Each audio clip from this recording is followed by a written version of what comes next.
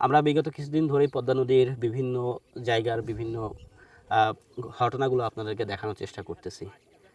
মেঘলা আকাশে গুড়ি গুড়ি বৃষ্টি হচ্ছে। আমরা দেখতে পাচ্ছি দূরে কৃষক ভাইয়েরা কাজ করতেছে। যেহেতু এখন পাটের সিজন, প্রচুর পরিশ্রমের একটা সময়। কৃষিকাজের সবচেয়ে পরিশ্রমের কাজটা কিন্তু পাট চাষের সময়টা হয়ে থাকে।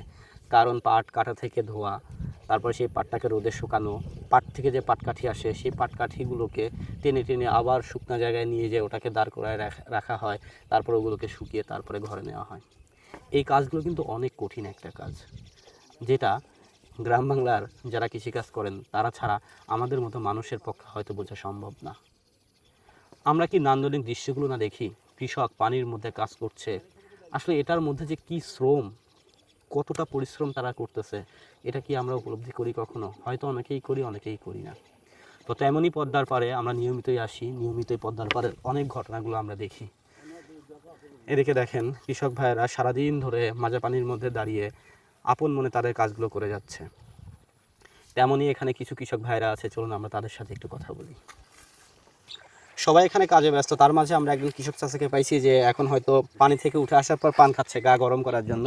তো আমরা তার সাথে একটু কথা বলি। আসসালামু আলাইকুম। ওয়ালাইকুম আসসালাম। চাচা ভালো আছেন? হ্যাঁ, আলহামদুলিল্লাহ। আমরা তো অনেকক্ষণ আসছি আপনাদের এলাকাতে, তো দেখলাম যে নদীর মধ্যে আপনারা কাজ করতেছেন। তো আমি জানতে চাচ্ছি যে আপনারা কখন থেকে কাজ শুরু করেছেন?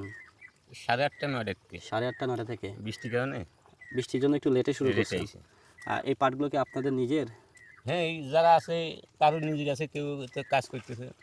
এটাকে আপনি কি আপনার নিজের কাজই করতেছেন? না, আমি অন্যের কাজ অন্যের করতেছি। কাজ করতেছেন। এখন হাজিরা পাচ্ছেন কেমন? এখন আমার এই সাইডে 1000 টাকা করে চলছে। 1000 টাকা 1000 সারাদিন কাজ, অর্থাৎ সকাল 8টা থেকে বিকাল 5টা। 5টা। একবার এর মধ্যে খাবার দাবার? আবার গাড়ি তো কোনো সময় কুকুর দেয়, কোন গাড়ি তো নাও দেয়। ও কেউ দেয় কেউ দেয়ও না, কেউ না? দেয় না। কি না খায় কাজ করেন? না, বাত নিয়ে আসে। ও বাড়ি থেকে খাবার কাকি নিয়ে আসে বা কেউ জি। পাঠায় দেয়, তাই তো? জি। কত বছর যাবত কৃষিকাজ করতেছেন? আমরা হুম। হয়তো বয়সের মানে বুদ্ধি ঠিকই আর কি। বুদ্ধির পর থেকে। তা আনুমানিক আপনার বয়স কত এখন? 65 65। তার মানে কি আপনি প্রায় 50 বছর কাজ করতেছেন কৃষিকাজ? 40 বছর করতে। 40 বছর। কেমন লাগে কৃষিকাজ করতে আপনার? কৃষিকাজ এই কামড় যা ধরছে এই পানিতে বুঝছেন, হ্যাঁ, টিয়ে থাই কষ্ট। টিকে থাকাই কষ্ট।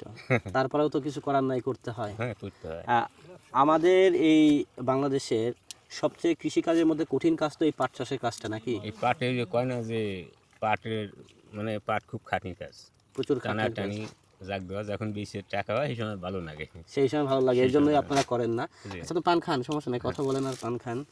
তো সারাদিনই আপনাদের এই কর্মযোগ্য কতদিন চলবে এরকম কাজ? যার যে কয়দিন মানে টোটাল সিজনটা উঠতে এই যে আপনাদের অঞ্চলে কতদিন সময় লাগে এই পাটের এই সিজনটা পাটে উঠতে? তাতে ভাদ্র মাসে 2-4 দিন আসে যাবি, 10 অর্থাৎ দিন। এখন তো শ্রাবণ মাসে আজকে 9 তারিখ বা 8 তারিখ, 8 কি 9 তারিখ চলতেছে। জি।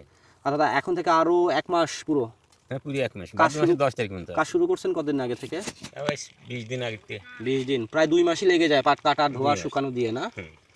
তো আপনারা কি মনে করতেছেন যে ভালো বাজার পাওয়ার সম্ভাবনা আছে এবার পাট থেকে? 4000 টাকা বেশিও কেউ কোথায় আমার পয়সা বাঁচতেছে না, আবার তারও হয়তো লাভ হচ্ছে। কারো লাভ হচ্ছে? যেমন পাট যাদের ভালো হয়েছে তাদের লাভ, আর যাদের কম হয়েছে তাদের কাটা ধোয়াই পয়সা উঠতেছে না। ও আচ্ছা আচ্ছা, মানে লাভ লস মিলাই তো কৃষিকাজটা, তাই না? হ্যাঁ। যাই হোক চাচা, ভালো থাকবেন, কাজ করতেছেন, ভালো লাগলো। আপনাদের এলাকায় আসছি, দেখতেছি কাজ কাম। কৃষিকাজ আসলে অনেক খাটনির, তাই না? খুব খাটনি। আমাদের দর্শকদের জন্য কি আপনি কিছু বলতে চান? মানে সারা বাংলাদেশের দর্শকদের জন্য কৃষিকাজ নিয়ে বা এরকম কিছু? না, এই কাজের পর কাজ ছাড়া কি করবি? এইটাই তো ক্ষেত খোলা করতেছে, এইটাই লাভ লস, এইটির ভিতরেই। আচ্ছা, না লাভ হলেও করতে হবে, লস হলেও করতে হ্যাঁ, হবে, জি। কাজ ছাড়া তো থাকার উপায় নেই, তাই না? ঠিক আছে, ভালো থাকবেন, আসসালামু আলাইকুম। ওয়ালাইকুম আসসালাম। আর সময় তো ভিউয়ার্স, আমরা কথা বললাম আমাদের একজন অভিজ্ঞ কৃষক চাচার সাথে। তিনি আমাদেরকে পাট চাষের কিছু কথা বললেন। আসলে পাট চাষটা তো বললামই, সবসময় আমি বলে থাকি অনেক খাটনির একটা কাজ। এই সিজনটা চলে গেলে হয়তো তারা একটু বাঁচবে, কারণ পানিতে কাজ, নোংরা পানিতে কাজ, সারাদিন পানির মধ্যে থাকা, কাদার মধ্যে থাকা, বিষয়টা কিন্তু অন্যরকম একটা বিষয়।